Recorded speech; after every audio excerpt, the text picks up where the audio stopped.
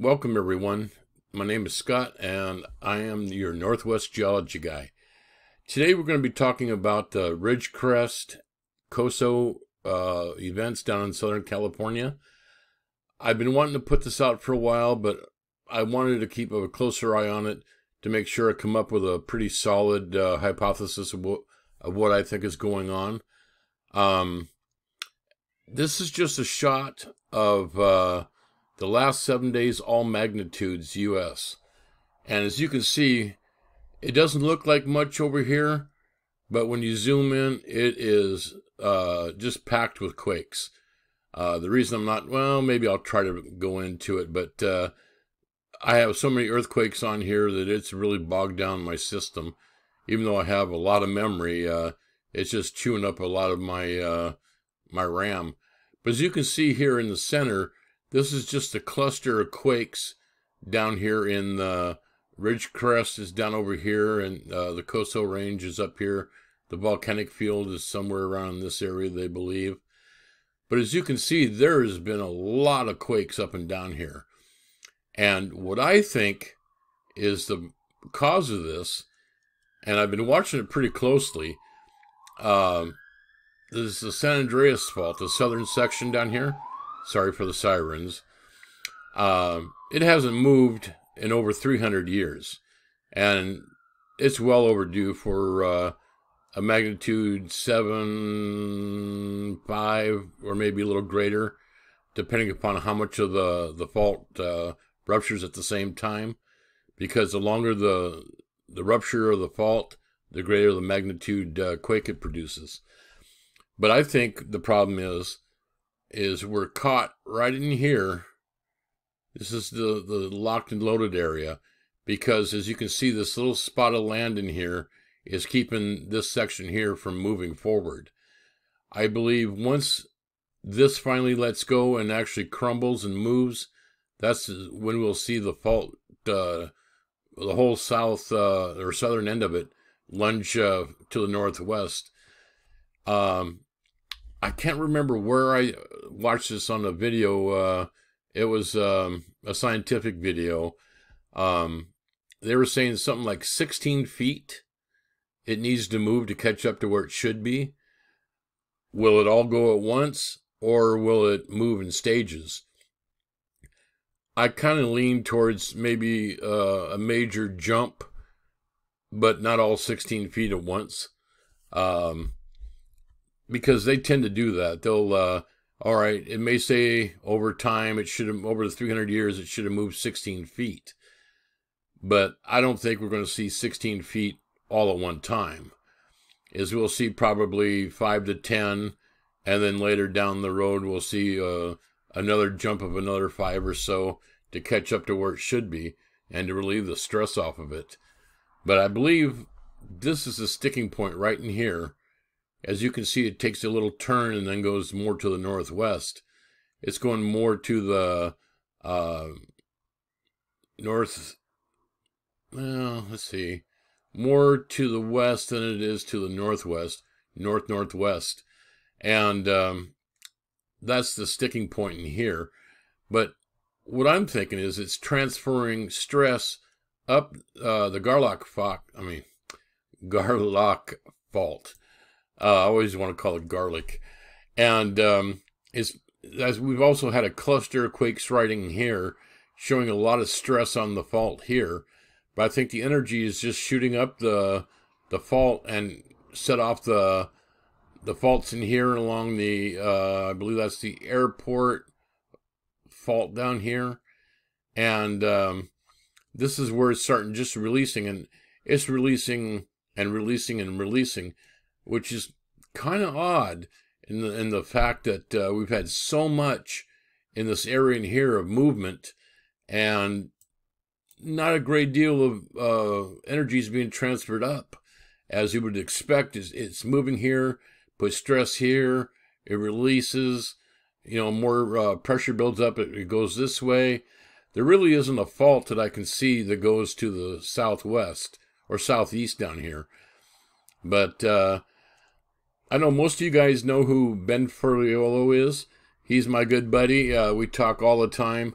we were talking last night about, and he put it on his video, that there's been some deformation, some uplift in the area on a few, I think it was 3 or 4 seismic stations that showed uplift, and some showed subsidence, which is kind of common if you get one spot, like a resurgent dome lifting up to the opposite direction. Usually it will go down because the way the land bends as it goes up. But that's a little worrisome because we've got a volcanic field underneath it. I haven't heard any solid estimates of what eruptible magma percentage is in the area, but I know it all depends on how much water is intruded into the magma chamber, because that will superheat what's it called, mush down there, and make it more eruptible.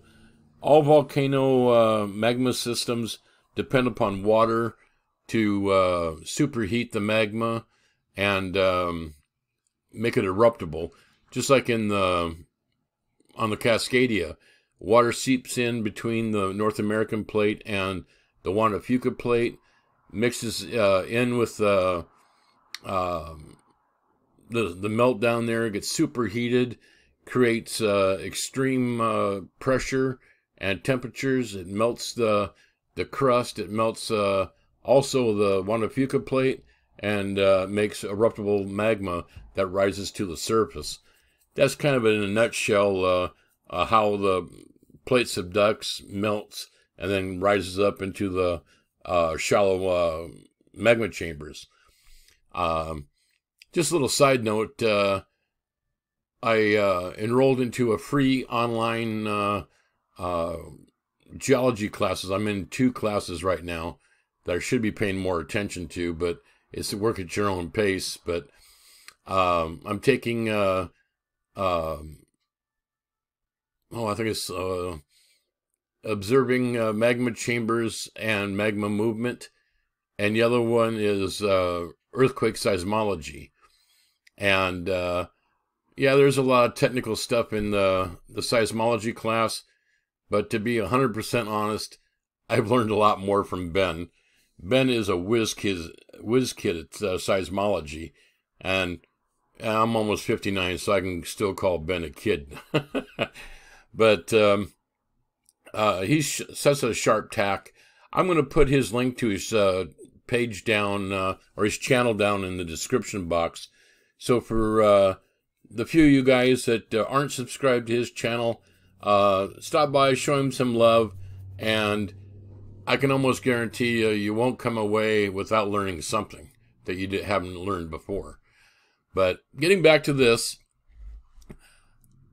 I'm really kind of concerned that there's been a lot of pressure build up here that isn't releasing in a major way.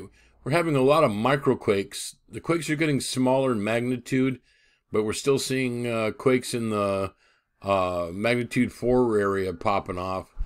And as you can notice here, there's always been a lot of quakes on the San Andreas, but to me it seems like this is kind of upticked in quakes here and down in the LA Basin range, all the way down into Mexico.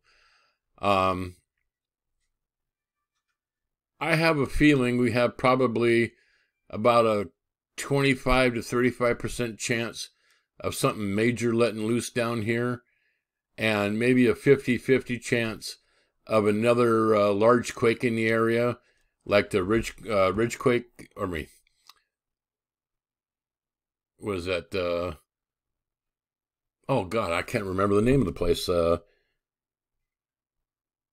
well, let's go on. I'll put it in the description box down there if I can figure it out. But they had a 6.8 that just really wreaked havoc down in the LA region in Orange County. But I think we have a greater chance of seeing another large magnitude quake, maybe closer to LA. either in the North Basin or just on the Pacific Plate across from LA. Just from all the pressure I see building here, it's got to release, and it's not releasing in these low magnitude quakes. That's just adding more stress. I know a lot of people believe that when you see a lot of quaking like that, all good, it's releasing the pressure or the stress, but it's not. It's really doing the opposite. It's actually building stress on the area. But I'm going to continue to keep my eye on this area. And I know Ben has his eyes on this too, along with Yellowstone. But let me take a look at the other picture diagram. Okay. This is the last 30 days, a significant quaking in the area. Of course, we have, click on it, the 7.1, and as you can notice, oh, you can't see that, I'm sorry. It's a 7.1. It was 8 on the shake, 10 on, well, let's bring it up here, see if I can bring this up. I apologize for this. So you can see the area here, how far out it was shaking, and we had just thousands of people that ended up reporting it to USGS, but it was the whole area felt it in a wide area, but this is the area that most of the pressure released. And I have a feeling too that with the San Andreas coming up, getting stuck here, and this Pacific Plate here is, pushing and pushing and pushing, it finally just shot some energy up to this area where the faults were already under stress and ready to go, because they haven't really had a big quake up here in quite a while. So there's a lot of stress building up here. But I think it's just a transfer of stress from the San Andreas up into the Ridgecrest area. But I'm going to keep a really close eye on this. And I will get back to you guys. You'll do a further update. But if you're down in the central southern LA, make sure you know where the wrench is to shut off your gas. Before we used to, when I was a kid, we always had phone books. In the front of the phone book, it told you how to do all this, emergency numbers, contact everything. But now we're kind of on our own. We don't have that information at our fingertips anymore. But make sure your water heater is bolted to the wall with a strap. Any of your large furniture and stuff like that, you can get a Velcro strap to screw in the wall. It will keep your furniture from falling over on you. And just remember, don't go to doorways. Do not run out of the buildings or homes. You need to duck, cover, and hang on to the table leg or something like that. Make sure you're under a sturdy table and just hang on, because that is the safest place for you to be during a quake. But I will update you as we see more transpiring down here. You guys be safe, and I will talk to you soon.